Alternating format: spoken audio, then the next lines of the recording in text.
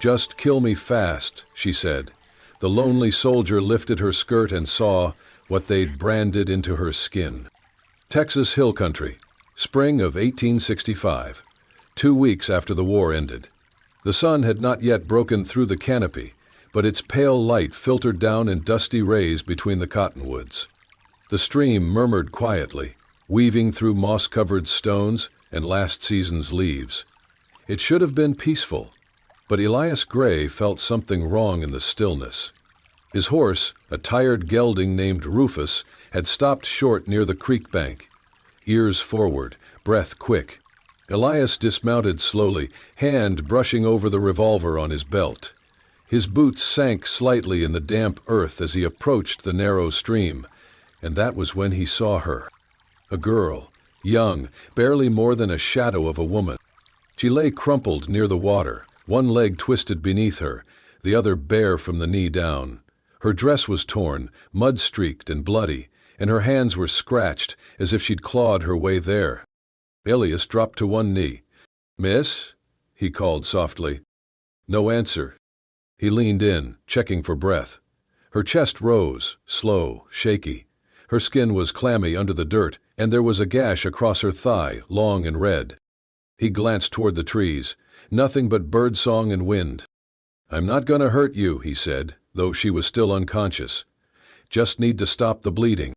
He pulled a cloth from his saddlebag, tore it in half. He reached carefully toward her leg, trying not to startle her, but as he touched her skirt to lift it above the wound, her body jerked violently. Her eyes snapped open, wide and wild. "No," she gasped. Her voice cracked. "Don't, please, just kill me fast." Elias froze, hand hovering inches from her. Her eyes locked onto his, and for a moment he saw something not entirely of this world, something broken beyond words. She wasn't just afraid, she was resigned. "I'm not here to hurt you," he said quietly. "Just do it," she whispered. "I don't want to feel it." He blinked. Slowly he pulled his hand back. "I ain't killing anyone today," he said. "You're bleeding. I'm going to help you, that's all." She stared at him, trembling. With great care he moved again toward her leg. "Let me see," he said. "That wound needs cleaning." She didn't resist this time, but her jaw clenched and she turned her head away. He gently lifted the torn fabric above her knee and froze. There, burned into the soft flesh of her inner thigh, was a brand. One word. Angry, red, permanent. Elias felt his stomach turn. He had seen brands like that before, just once, near the end of the war when his unit stumbled on a makeshift slave camp outside of Monroe. Women, mostly. Some alive, some not, and all of them had that same mark. His hands curled into fists before he forced them still. He looked at the girl again. She wasn't crying, she wasn't even blinking. Her face had gone blank, like a curtain pulled tight. "What's your name?" he asked softly. She didn't speak. "I'm Elias Gray. You're safe now, all right?" Still nothing. He tied the cloth around her thigh carefully, mindful of her flinches. Blood soaked the fabric fast, but pressure would help. "I'm going to get you out of here," he said.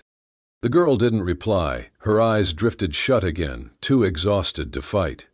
Elias wrapped his coat around her and lifted her gently into his arms. "Whatever they did to you," he whispered as he carried her toward Rufus, "it ends now." And as he rode away from the stream, the scar beneath her skirt burned red beneath the morning sun, silent testimony to a story that had only just begun. The cabin stood half-hidden beneath a grove of twisted oaks, just beyond the river bend. Weather-worn and leaning slightly eastward, it wasn't much, but it was dry, sheltered, and, for now, safe. Elias carried the girl through the doorway and gently laid her on the bedroll near the hearth. The fire had gone cold while he was gone, but he moved quickly, stacking kindling, striking flint. Within minutes, flames began to breathe life back into the room. She hadn't spoken again since the creek. Her body was still, lips pale, eyes open but distant. A dog might flinch less than she did when he approached with warm water and cloth. "I need to clean the wound," he said softly. "It's gonna sting." She nodded once, barely perceptible. He worked in silence, dabbed gently, never looked her in the eye when the skirt had to be lifted, never touched more than necessary. When it was done, he laid the blanket over her legs again and stepped back. She kept watching him, not with curiosity, only caution, a hunted animal, unsure if this new cage held food or a knife. He moved to the stove, lit a pot of beans with a pinch of salt, and ladled some into a tin bowl. He let it cool before he offered her the first spoonful. She didn't take it at first, just stared. "Eat slow," he said, voice low, not commanding. Finally, she opened her mouth.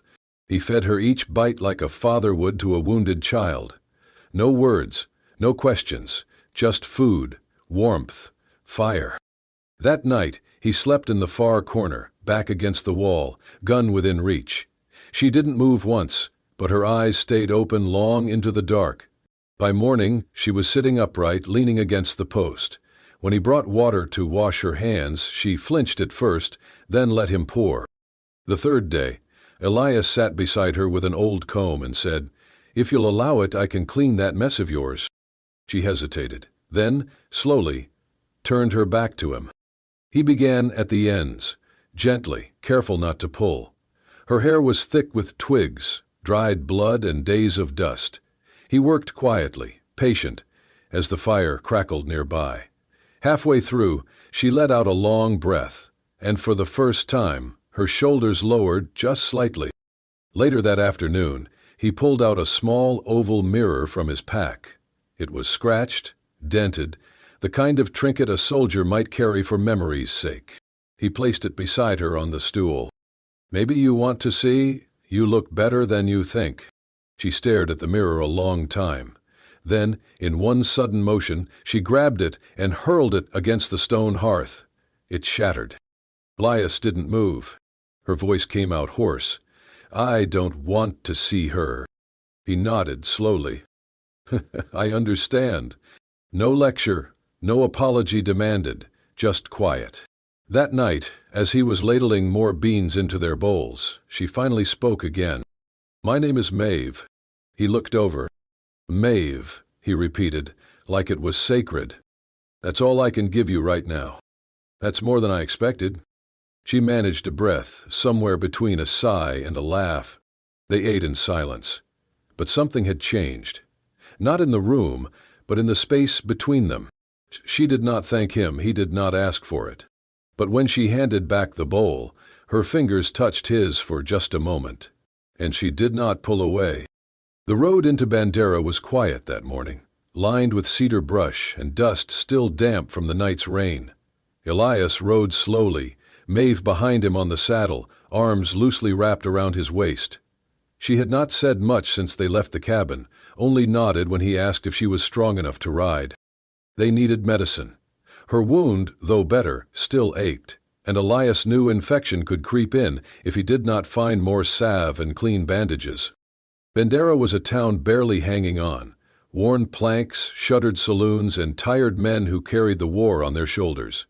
The kind of place where strangers drew eyes and rumors stuck like flies to sweat. They dismounted near the general store. Elias helped Maeve down gently. "Stay by the horse," he said. "I won't be long." She nodded, pulling her shawl tight. The moment he stepped into the store, her hands began to tremble. She kept her head down, eyes scanning every face that passed. And then he appeared. A man, half drunk, stumbling out of the saloon. Thick arms, patty beard, eyes like coal and breath that smelled of rot. He bumped into her shoulder. "Watch it," she muttered under her breath, barely audible. He turned, squinted, looked her up and down. Well, well," he slurred. "Ain't you a familiar little whore?" Maeve backed away, but he stepped closer. "You don't remember me?" he hissed. "Camp east of Monroe? Oh, I remember that mark." He lunged forward and yanked the edge of her skirt. In the daylight, the word burned into her thigh, gleamed red. Whore. Gasps rose from the bystanders. One woman shielded her child's eyes. Someone whispered, "That's one of them." The man grinned wide. "Runaway meat." Maeve froze. But Elias was already there. He shoved the man so hard he stumbled backward into the watering trough. Before the drunk could rise, Elias hit him. Once, twice, a third time, until blood poured from the man's nose. No one intervened. Elias grabbed Maeve's hand. "Let's go." They rode out of Bandera without another word. Back at the cabin, the silence was suffocating. Maeve sat by the fire, staring into the flames. Elias tried to speak, but she only shook her head. That night the rain returned, gentle at first, then hard and cold. Elias woke with a start to find the bedroll empty. He ran outside. She was at the river's edge, standing barefoot on a slick stone, dress clinging to her legs, hair soaked, eyes wide. "Maeve," he called. She did not turn. "I can't live like this," she said. "They see me and all they see is that word, that brand. Not a person, just something broken." "You are not broken," Elias said, stepping carefully toward her. "You survived." She shook her head. "You deserve someone whole." "I want you," he said, voice shaking, "and I won't let you disappear." He reached out just as she stepped forward and caught her. The river surged just inches below. He pulled her into his arms, held her tight as the rain soaked them both. She clung to him, sobbing against his chest, and he did not say a word, just held her. As long as she needed. In the darkness, with only the storm to witness, Maeve didn't fall. She was held. The next time Elias rode into Bandera, he came alone. Maeve had refused to return, and he hadn't argued. After what happened last time, he'd never risk her safety again. But supplies were running low, and part of him, deep down, wanted to see if the town had changed. Or if it even could. The ride in was quiet. Texas spring air clung warm to his coat, and the sound of Rufus's hooves echoed through empty scrub. But the closer he came to town, the heavier his breath got. He tied Rufus outside the general store, tipped his hat at the clerk, and handed over the list Maeve had written. The man nodded and disappeared to gather the goods. Elias, needing a moment to shake the dust and bile from his throat, stepped into the saloon next door. The room silenced like a church in mourning. Men stared over half-drunk cups. A poker game froze mid-hand. Somewhere near the hearth, a piano player stopped mid-note. War had ended, but suspicion hadn't, not for a man like Elias Gray. He stepped to the bar, about to order coffee, when he saw him. Behind the counter, leaning with the swagger of someone too sure of their place, stood a man broad-shouldered and graying at the temples. A long scar dragged from temple to jaw like a signature left by sin, and on his chest, pinned high and gleaming, was a tin star. Jonah Bexley. Elias froze mid-step, his hands tensed, shoulders straightened. He hadn't seen that face in over 2 years, but he'd never forget it. Bexley's eyes found him. For a moment, recognition didn't show. Then it did, flaring like gunpowder. His mouth curled. "Well, well," he drawled, "if it ain't Elias Gray." Elias didn't move. His voice was gravel. "Didn't know rats got promoted to law." Bexley laughed, slow and mean. He poured himself a drink, calm as a cat with blood on its paws. "You look different without the gray coat," he said. "But I never forget the man who blew up my bunkhouse." Elias stepped forward. His boots echoed like war drums. "You ran a prison for women. Not a camp, not a post, a goddamn slaughterhouse." Bexley's eyes glinted. "Slaves, Gray. Property. Let's not rewrite history." Fury flared in Elias's chest. "You think branding women makes you a man?" Bexley leaned in, his smile widening. "You still playing hero?" he sneered. "Or did you finally find yourself a pet?" Elias said nothing. Bexley's eyes narrowed, voice turning cold. "Heard a girl's been hiding out in the woods. Scar on her thigh. Fire in her eyes. That wouldn't be my runaway, would it?" The air went thin. Every man in the saloon watched now, waiting. Elias's hand rested near his holster. "She's not yours," he said, quiet as a death knell. "She was never yours." "She was marked," Bexley spat. That makes her mine. Elias took one step closer. You show up near that land again, and I'll bury you where you stand. Bexley leaned forward, the badge on his chest catching light. I'm the law here, boy. You shoot me, you hang. Elias didn't blink. No, Bexley, you're just a coward with a star. A beat passed. Then Bexley hissed, if you don't kill me now, one day you'll turn around and find her gone, because I always collect what's mine. Elias stared at him, fists tight. The room held its breath. Then, slowly, Elias turned and walked out, rage in his chest like wildfire. One thing was clear. The war wasn't over. Maeve was still being hunted, and the hunter now wore a badge. The wind shifted that night, cold and sharp, cutting through the trees like a warning. Elias had gone out alone to check the snares near the ridge. Maeve had asked to go with him, but he'd refused, gently. Stay warm. I won't be long, he had said with a soft smile. But something about the way the air pressed against his back felt wrong, like the forest was holding its breath. He never made it to the traps. The first blow came from behind, hard and fast, cracking against his skull. He hit the dirt, ears ringing, vision spinning. 3 men surrounded him, faces half covered in kerchiefs, but Elias knew who sent them. One of them spit tobacco near his head. Where is she? The tallest demanded. Where's the branded whore? Elias tried to rise, but a boot slammed into his ribs, sending a lightning bolt of pain through his side. He bit down hard, blood filling his mouth. We know she's with you, Gray. Bexley's got a price on her head. High one. Another kick, this time to his shoulder. Elias laughed, sharp and hoarse. That why you came 3-on-1? For a girl half your weight? The biggest one grabbed him by the collar and slammed him against a tree trunk. We came to give you a choice. Tell us where she is, or we leave you for the buzzards. Elias looked him square in the eye, pain slicing through every breath. You kill me, he rasped, and you'll never find her. The man punched him, and something cracked in Elias's side. He groaned, sharp, guttural. The second man raised a length of wood and brought it down across his ribs again. The world tilted. But he never spoke. When they finally left him, broken, bleeding, breath wheezing through cracked ribs, they took his boots and left him barefoot in the dirt, hoping the cold would finish what their fists began. He lay there, curled around the pain, coughing blood, eyes barely open. The stars swam above him, and then... Elias! Her voice cut through the trees, desperate, afraid. Believe it.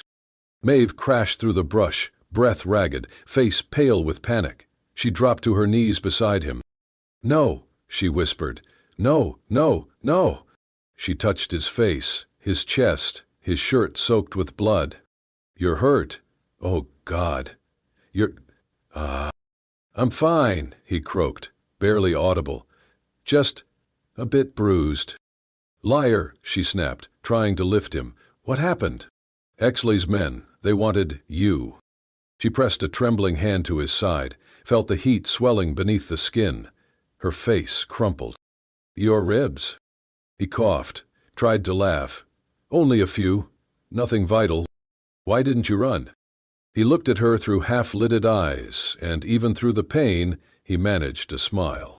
Because if they touched you, he said slowly, I wouldn't be able to live with myself. She shook her head, tears falling freely now. Stupid, she whispered. So damn stupid. I know.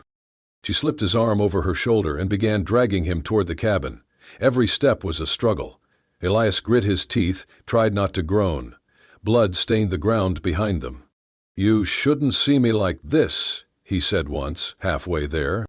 Too late, she answered. By the time they reached the cabin, she was soaked in sweat and shaking. She lowered him onto the bedroll, hands never leaving his body. She peeled back his shirt and hissed at the bruises, dark and spreading like ink under parchment. Stay still, she said. Do not move. He nodded faintly, breath shallow. As she pressed a cool cloth to his side, he whispered, Long as you're safe, it was worth it. She froze. Their eyes met.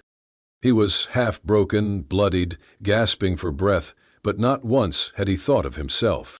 She sat beside him through the night, holding his hand in silence. And for the first time since she'd met him, Maeve began to believe that not all men took. Some stayed, some bled, and some loved, without needing to say the word. The forest was still that morning, too still. Even the birds seemed to have held their breath. Maeve had risen early to fetch water from the creek, Elias still sleeping under the weight of healing ribs. She was halfway back when she saw it, the front door swinging open, the bedroll inside empty. No sign of struggle, no sound, just gone. Her heart dropped. The world tilted. Then something caught her eye. Boot prints. Fresh, pressed deep into the mud from the previous night's rain. At least 3 sets, heading west, into the trees. She dropped the water pail, sprinted inside, and grabbed the rifle leaning beside the hearth.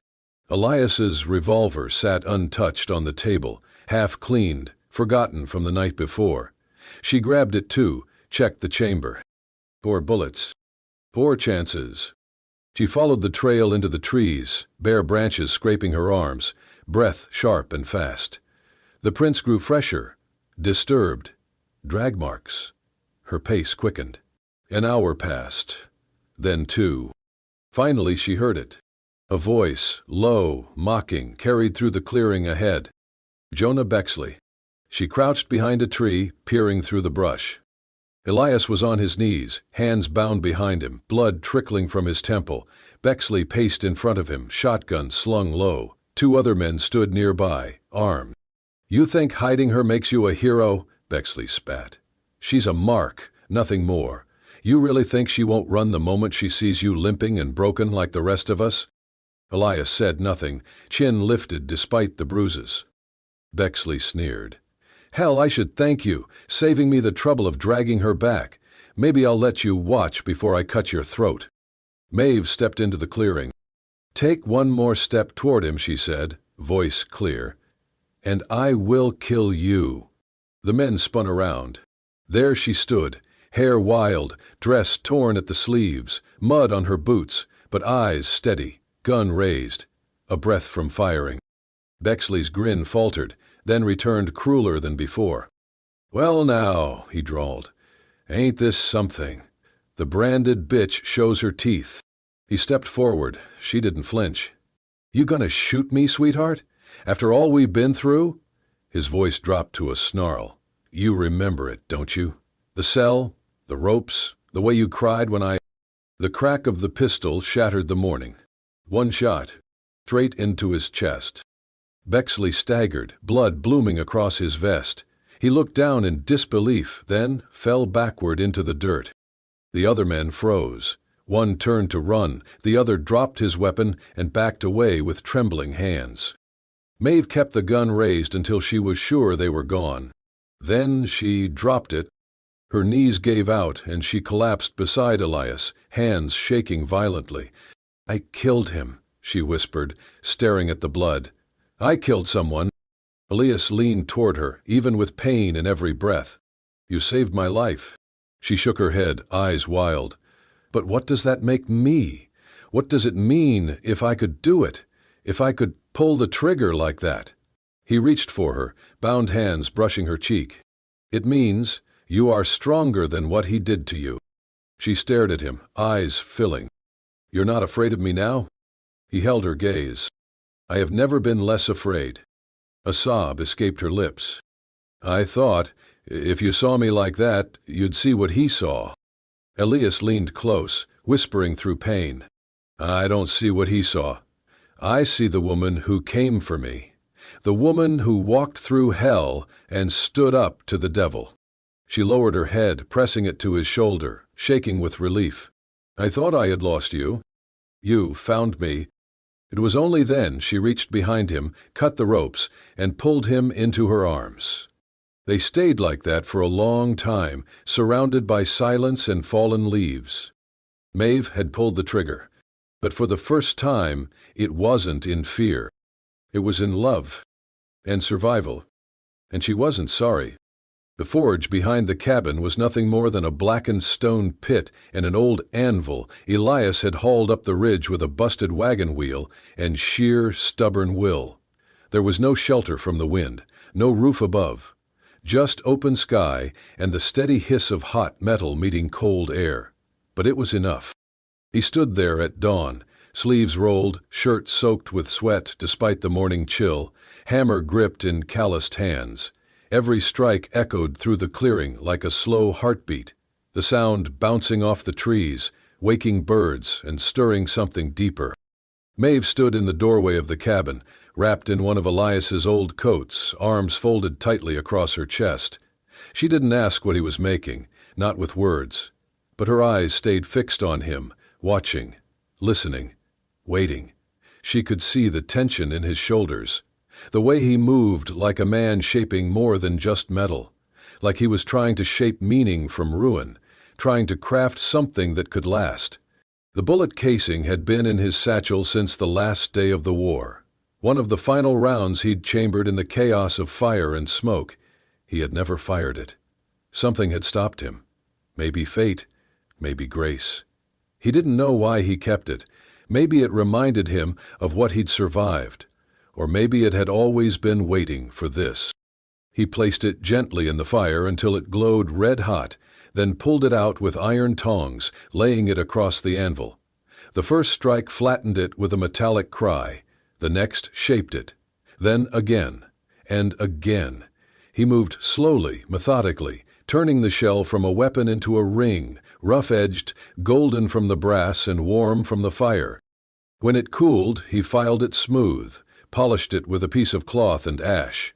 No engraving, no stone, just the memory of heat and the promise of what came after. By the time he finished, the sun had risen high over the pines. The air smelled of wildflowers and morning earth. Elias wiped his brow, pocketed the ring, and turned to face the open field. "Maeve," he called softly. She stepped out, coat still wrapped around her shoulders, hair loose and tangled in the wind. He was standing near the edge of the trees, where the field gave way to tall grass and bursts of color. Bluebonnets, Indian paintbrush, wild mustard stretching for miles. Spring had finally come to Texas. She walked to him, bare feet brushing through dew-kissed blades. He didn't wait. He met her gaze, steady and sure, no fear in his voice. "I was never supposed to make it out of that war," Elias said. "And after it ended, I didn't think there was anything left for me. I was walking through the world like a ghost." Maeve's throat tightened. "But I found you," he said. "Or maybe you found me." He reached into his pocket and pulled out the ring. It glinted faintly in the sunlight. Modest, unpolished, forged by hand and memory. "This was a bullet once," he said, voice thick. "Now it's a promise." He dropped to one knee. "Maeve Carter, I know what they did to you. I know what they tried to take. But they didn't take your fire, or your grace, or your soul." He looked up, eyes shining. "You gave me a reason to live again, to fight for something real. Will you marry me? Will you build something with me that the war couldn't destroy?" Maeve stood motionless, her fingers trembled. She looked down at her hands, still scarred. Down at her leg, where the brand still lingered. Then she looked at Elias. He wasn't looking at her scars. He was looking at her. The woman who had chosen to survive, to stay, to love. Tears filled her eyes. She smiled. "Yes," she whispered. "Yes." Elias slid the ring onto her finger. It was imperfect, forged from ruin, but it fit, as if it had always been meant to. She cupped his face in her hands, and when she kissed him, it wasn't just love. It was survival. It was salvation. And in that field of wildflowers, under the wide Texas sky, they both knew. They had taken what was meant to destroy them and turned it into something sacred. The sunset bathed the hills of Texas in gold and rose, casting long shadows across the small wooden chapel on the ridge.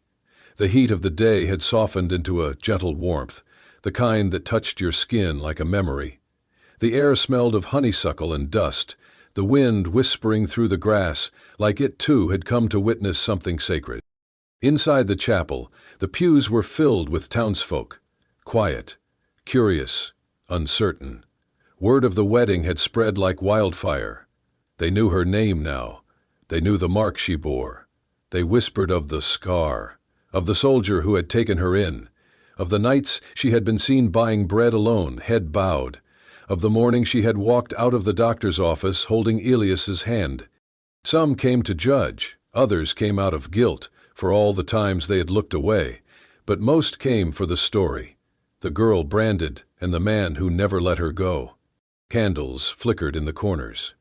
Miss Alberta, the seamstress, sat in the front row, clutching a small handkerchief she'd sewn herself. And then the doors creaked open. Maeve stepped through. She wore a simple white dress, hand-stitched by Elias with clumsy fingers, every seam tugged and redone until it fit. Miss Alberta had helped him with the sleeves, adding a soft lace borrowed from an old christening gown. The hem wasn't perfect, a stitch here, a loose thread there, but it was beautiful in the way only something earned could be. Her hair was pinned back with wildflowers, bluebonnets, Queen Anne's lace, and a sprig of lavender behind her ear. Her eyes, once darting and guarded, now held stillness. Not the stillness of fear, the stillness of someone who had made peace with being seen. Her walk was steady, back straight, shoulders proud. The scar on her thigh showed beneath the slit of the dress. She let it. She did not hide it. And no one in that chapel looked away. A little girl scattered petals at her feet, laughing with delight. She didn't know the weight of what she was honoring, but somehow she carried it all the same. The room held its breath. Then someone clapped. A single pair of hands. Then another, and another, until the room swelled with applause. Not for beauty, for bravery. Elias stood at the altar, clean-shaven, for the first time in months. His shirt was freshly pressed, his boots polished. His ribs still ached with every breath, but he stood tall. He had never looked more like a soldier, and less like a man at war. His eyes never left her. When Maeve reached him, she smiled. "You did this," she whispered, barely audible. "So did you," he answered, just as quiet. The preacher began the ceremony, voice steady, but for most, his words blurred beneath the hush of hearts being rearranged. When it came time for vows, Elias took Maeve's hands in his and turned to face the crowd. "I want you all to see her," he said. "Not the mark, not the pain, not the past." He looked back at Maeve, his voice steady, sure. "She is not the girl they tried to break. She is not the thing they tried to brand. She is the woman who survived. And she is not someone's property, she is someone's hope." Then, gently, he slipped the brass ring onto her finger. It was imperfect, shaped from an old bullet casing, but it was hers, forged from fire, from choice, from love. Maeve blinked back tears, her lips parted, but words failed her. There was no need for words, only breath, only love. When the preacher gave them permission, Elias kissed her slowly, carefully, reverently, and the chapel erupted. Cheers, applause, quiet tears. Whispers filled the air. Maybe Grace still lived in Texas. They walked out, hand in hand, into the light of the setting sun, her dress catching the breeze, the scar visible, like a flag never lowered. Outlaws may have once ridden these hills, but that day it was a different kind of legend being written. Later that night, beneath a sky full of stars, as the fire cracked low and the embers glowed like tiny suns, Maeve sat beside Elias. Emmy lay curled against her leg, already asleep, her little chest rising and falling like a lullaby. Emmy looked past her. Maeve stared into the flames. "I was branded as something broken," she said quietly. "Something used." She looked at the ring on her finger, then at the scar that still lived with her. "But he looked at me like I was something rare." Her fingers brushed Elias's hand. "And for the first time in my life, I believed it." If Maeve's story touched you, If you believe love can rise from scars and second chances, then you're right where you belong. Subscribe to Wild West Love Stories for more powerful frontier romances, where healing runs deeper than blood, and love always finds a way. Hit the bell, stay with us, and remember, you're not your past, you're who you choose to become.